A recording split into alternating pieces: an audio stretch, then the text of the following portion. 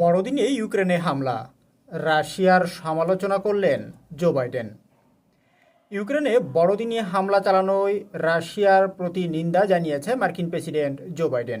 বুধবার একই সঙ্গে তিনি প্রতিরক্ষা বিভাগকে নির্দেশ দিয়েছেন কিয়েভে অস্ত্র সরবরাহ যেন অব্যাহত থাকে। ব্রিটিশ বার্তা সংস্থা রয়টার্স এ খবর জানিয়েছে। এক বিবৃতিতে বাইডেন বলেছেন, শীতকালে মানুষকে তাপ ও বিদ্যুৎ পরিষেবা থেকে বিচ্ছিন্ন রাখার উদ্দেশ্যেই হামলা চালিয়েছে রাশিয়া। কিয়েভ জানিয়েছে ড্রোন, ক্রুজ ও ব্যালিস্টিক ক্ষেপণাস্ত্র ব্যবহার করে হামলা চালিয়েছে রাশিয়া। দেশটির জ্বালানি অবকাঠামো লক্ষ্য করে হামলা চালানো হয় বলে তাদের দাবি। ওই হামলায় উত্তর পূর্বাঞ্চলীয় খার্কিভে অন্তত 6 জন এবং দিনিপ্রোভক্সে 1 জন নিহত হয়েছে বলে জানিয়েছে স্থানীয় কর্তৃপক্ষ। ইউক্রেন ও রাশিয়ার বিশেষ দূত হিসাবে ট্রাম্পের মনোনীত কিউত কোলাগিও বড়দিনে হামলার নিন্দা জানিয়ে বলেছেন, এই সময়টাতে অন্তত শান্তি বজায় রাখা উচিত।